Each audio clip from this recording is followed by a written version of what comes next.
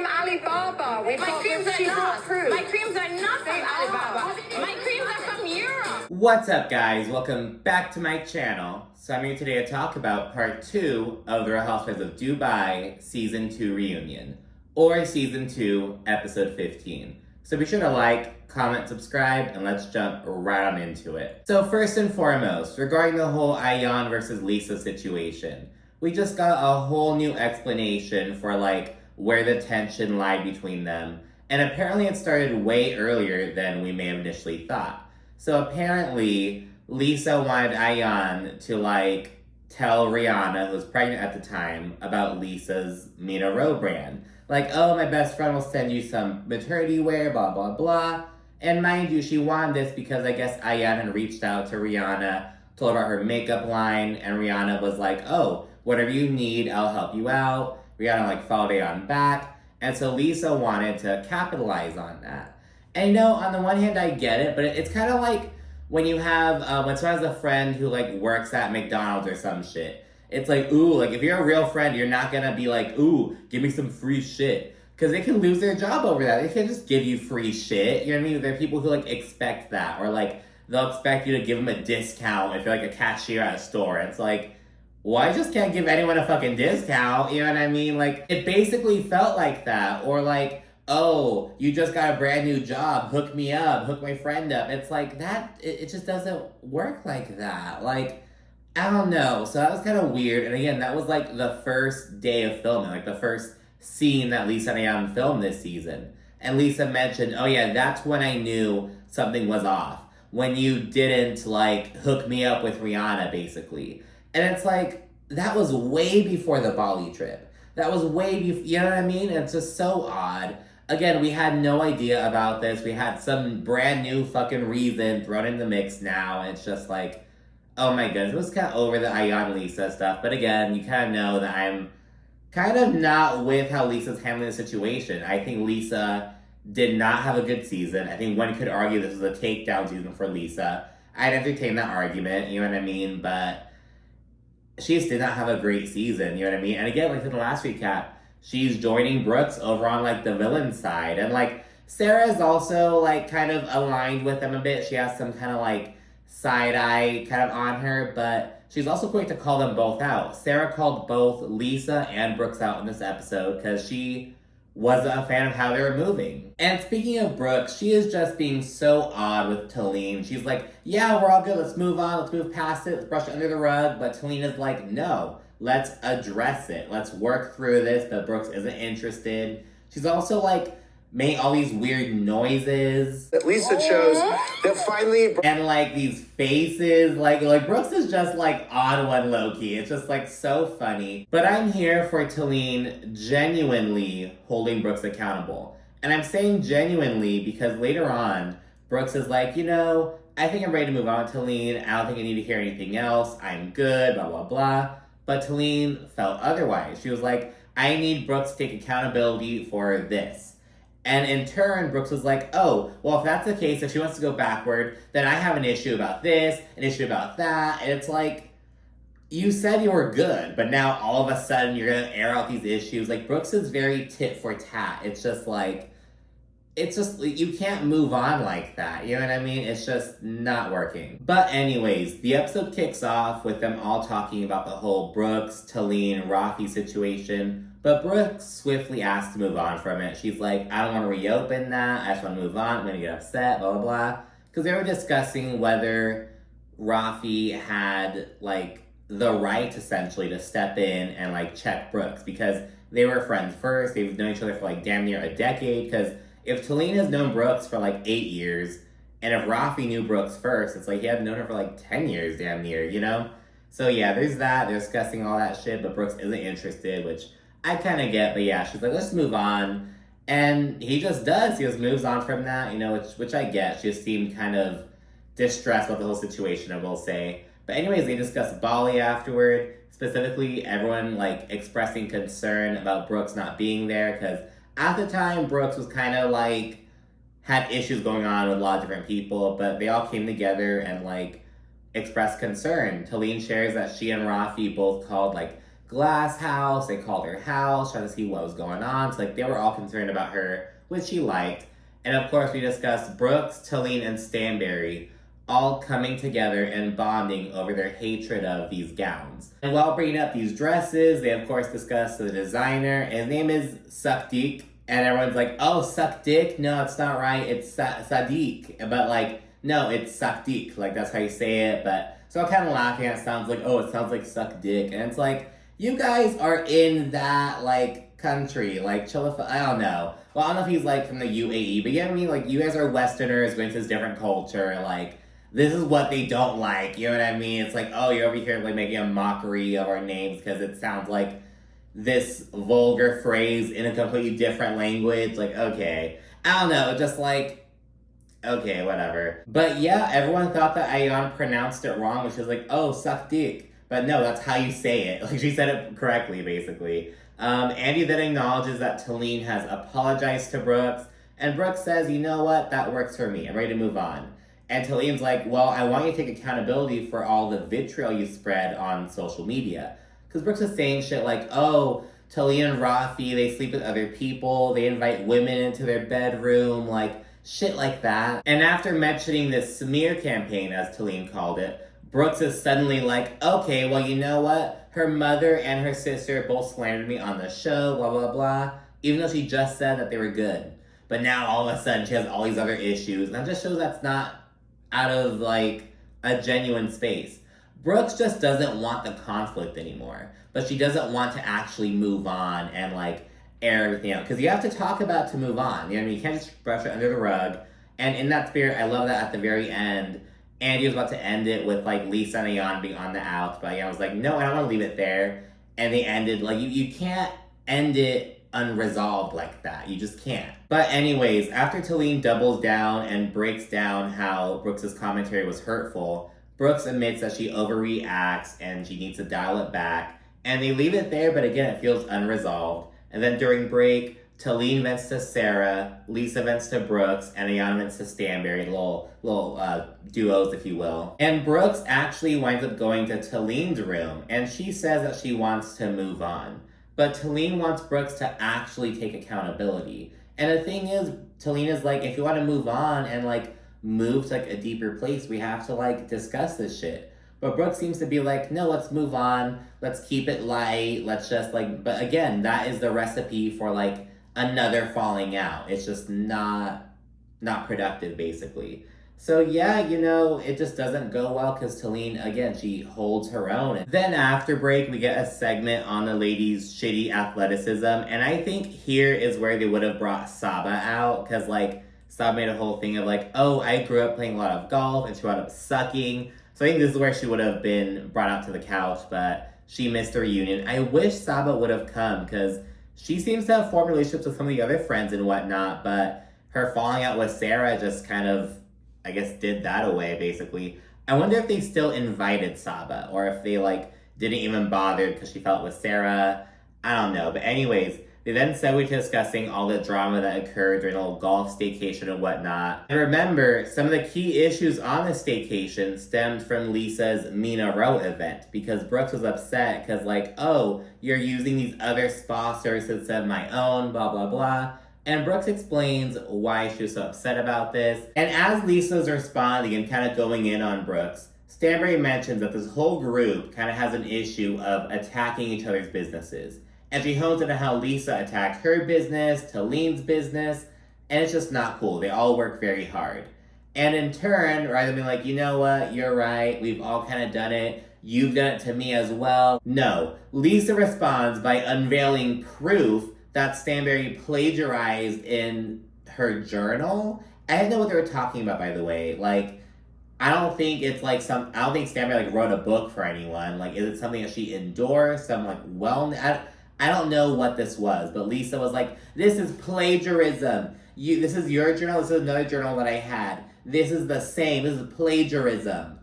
And Stanberry's like, well, I never said I wrote the book, but again, I don't have enough context to, like, I don't even know what the fuck this is. Because to me, a journal is like a diary. You know what I mean? Or like a log of, like, a field journal. Like, like, I don't think Stanberry did either of those things. I don't know what the fuck this is, you know? So it was just a fail on Lisa's end. Stanberry responds by being like, oh, your creams are on Alibaba, which is like Chinese Amazon, basically. Like essentially just get these like really cheap products and whatnot. And Lisa's like, no, my creams are made in Europe. They're from Bulgaria, blah, blah, blah. This whole how-to. And it was just so bad. It was like, well, great. Now Lisa tried to embarrass Stanberry. It flopped. And Stanberry was like, oh, your creams are from Alibaba.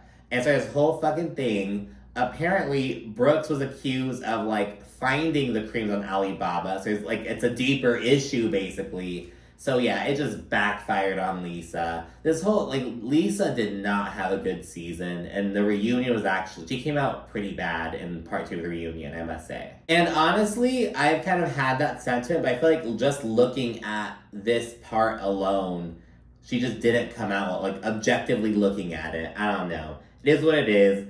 We then get a Stanberry segment honing in on the stress with Sergio at the beginning of this season, because remember, Sergio was just so fucking annoying while they were living at Michael's place, just like a gnat, as Stanberry called him. So yeah, touch on that and the baby situation. Andy then mentioned Stanberry giving the marriage 10 to 15 years, which I also found fucking crazy to admit, you know what I mean? But whatever. And Stanberry claims that she was joking, but she also explains that, there'll be one day where, she's gonna be very old and he won't be as old and he may want to, move on. But the other ladies are like, no, he'll stay with you. He'll be changing your diapers. They've said that, 3 times a season about Sergio and Stanberry. And I'm like, stop saying that. Oh, Sergio's not gonna be changing Stanberry's diapers. Oh my God. Let's be fucking real for a second.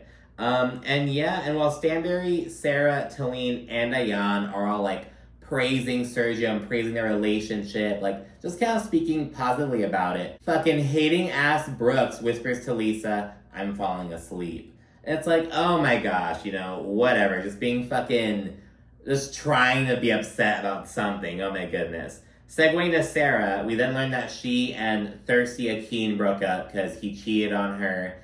And remember, in the finale, she was like, oh, we're totally done. But then it turns out that, she's kind of entertaining the thought of, rekindling everything.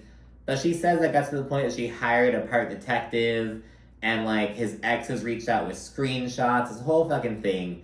And, yeah, and regarding whether they were dating or not, she's like, we weren't dating, but we were exclusive. And it's okay, Sarah, whatever, girl. However, Sarah says that she doesn't regret introducing Akeem to her son because, it is what it is. She shares everything with her son. She says that that's how he grows and learns. And it's he's 7. He doesn't need, let him be a kid. He doesn't need to know about your past abusive relationships. He doesn't need to know, he doesn't need to know that yet. You know what I mean? Oh my goodness. And I get wanting to be honest with your kids, but it's you have to do it in an age-appropriate way, which I'm not saying she doesn't do, but it's just this is just, I think it's just too much in general. You know what I mean? You can make it as kid-centered as you want, but at the end of the day, it's they shouldn't know this. They just should not be aware of this yet. You know what I mean? If they become aware of it, it is what it is. You know what I mean? But you shouldn't be just sharing. I don't know. It is what it is. And from what we saw, her son seemed really like Akeem. He was asking, oh, when are you guys gonna get married? Blah, blah, blah. So I would regret introducing him to some dude who it didn't even work out with at all. Wasn't even serious with it seemed. But yeah, it is what it is. And finally we get to the fallout between Lisa and Ayan. And Lisa then says there's some stuff happening behind the scenes. We dive into the Rihanna situation, which again, it's just Lisa wanting Ayan to give her the hookup with her new friend. It's it was just wanting, again, it's oh, you got a brand new job, bro? Hook me up. You've only been there for fucking 2 weeks, but hook me up, bro. It's it doesn't work like that. And segueing to the whole Bali voice note situation, Ayan doubles down and says that Lisa knew about the voice note and about the plan to share it ahead of time. Basically, that she knew what was going to happen, but she acted so blindsided. And Sarah and Taleen both say that the producers, backed up this theory. And Lisa's what? I had no idea. And she, demands for Andy to, ask the producers. And, the supervising producer says that Ayan told Lisa right before the dinner. And Ayan's obviously like, see, and you swore on your kids that you didn't know, but you did know this whole fucking thing. But Lisa says that she didn't know that Stanbury would play her voice note. She knew that there was a voice note, but she didn't know it was her voice note. But my thing is, Ayan also acted surprised that the voice note was going to be shared at that dinner. But apparently with this theory, Ayan actually knew about it. So I'm like, then why were you so upset at Stanbury if you knew it was going to be coming? Like, I don't really understand. I don't know, but again, Andy just doesn't press them for more details or just wasn't included. I'm kind of confused about that aspect. Like, so Ayan was acting she didn't know about it. Was there some... I'm not quite sure about what happened. But anyways, after some discussion, both Ayan and Lisa admit that they fucked up the whole voice note. Neither of them should have, like, broken the trust and, like, shared that voice note. Like, they both fucked up, which is very true. And even though they both admit that they screwed up, they're not done yet, though. Because Ayan accuses Lisa of telling her to tone it down so that Lisa could sit next to Andy. And Lisa, like, denies this, but yeah, it's a pretty big accusation. And of course, here they are, both sitting next to Andy, on different couches though. Oh, obviously. You can't both sit next to Andy without being on different couches, but you know what I mean? Like, it cost them their friendship to, like, I don't know. If that theory is true, of course.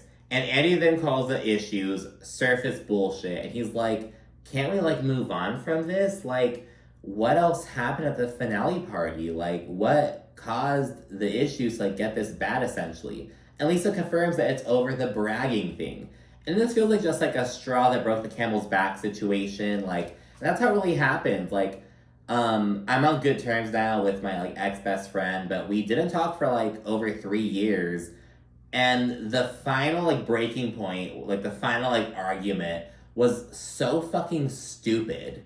Like, but it was just the breaking point. It was, like, you know what I mean? It was over the most inconsequential bullshit, but it was just that last little thing that just, you know? And that feels kind of like what happened with the whole bragging story and whatnot. That's really how it feels. It's just like, it was just the breaking point.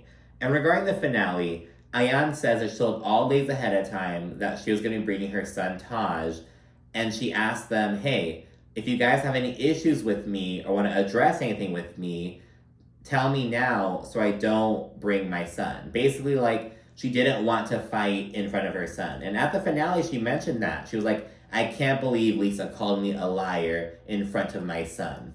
Like, that was, like, a huge deal for her, basically. And both Stanbury and Taleen agree that Lisa's the one that brought the drama in front of Ayan's son. They're fighting outside and went inside, and Lisa was screaming, calling Ayan a liar, all this stuff. And Lisa's like, oh, please, my in-laws were there, so I embarrassed myself in front of them. And she says that Ayan is responsible for her behavior in front of her son, this whole thing, which is true, but Ayan wasn't yelling, calling Lisa a liar inside. Like, I don't know. But yeah, at that point, Andy prompts Lisa and Ayan to, like, say something nice about each other. And at that point, Lisa instead mentions Ayan wishing her dead.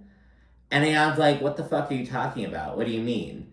And Lisa mentions that Brooks is the one that told her. And this is where Brooks makes that fucking face. I'm like, what are you doing? But yeah, so Brooks is the one who spilled the beans, essentially. And Lisa didn't believe it at first. But Brooks essentially called Ayan, put her on speakerphone, and she didn't get Ayan to repeat it, but Brooks essentially reminded Ayan of what she said. And Ayan allegedly said something like, oh, fuck that bitch.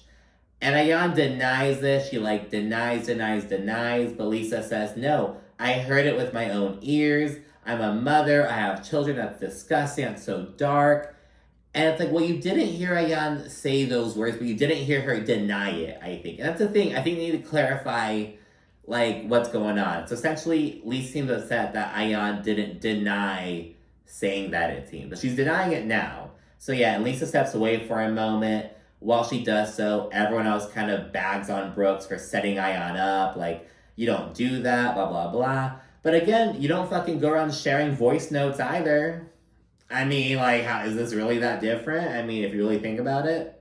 But yeah, and as I mentioned earlier, Sarah calls out Brooks for this move. That's not cool at all of her to do. She also called out Lisa over the whole plagiarism bullshit. She's like, that's not cool. How are you supporting her business? Like, what is that? Like, and while Sarah's calling Lisa out, Brooks is like, let her talk. Like, let her do her thing. Again, Lisa has joined the dark side with Brooks. They're just on Villain Island together. But yeah, Lisa then returns to the couch and she says that she heard it with her own ears, though Ayan is still denying saying it. And Lisa said that she would like to believe that Ayan didn't mean it, but Ayan's like, I didn't say it. So another just,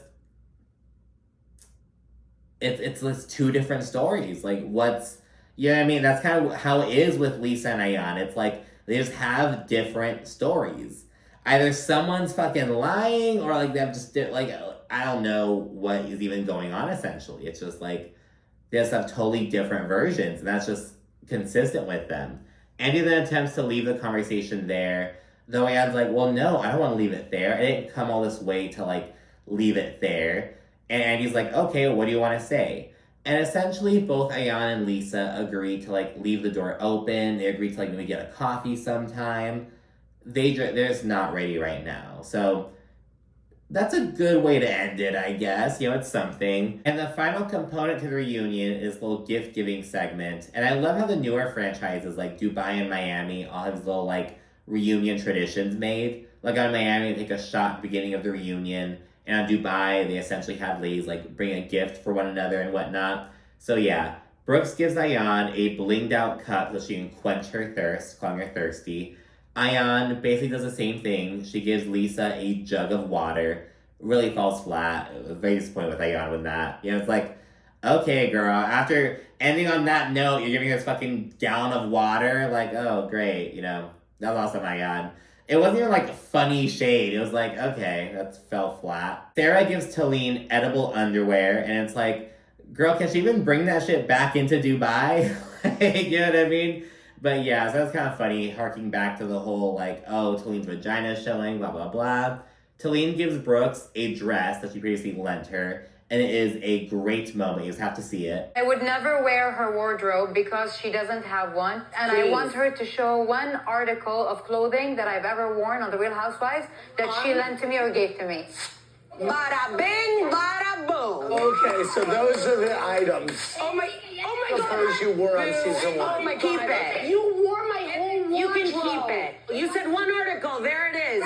Stanberry also did well by giving Sarah a whole ass puppet, this creepy ass puppet, because remember, she was accusing Sarah of having her hand up Brooks's ass and whatnot. And finally, Lisa got Stanberry like fan club merch. It was like, she's not even obsessed with you. If anything, I would say it's the other way around. But anyways, that's it for the reunion and this entire season of Dubai. Let me know what you think down in the comment section. Be sure to also like and subscribe. And of course, stay tuned for more.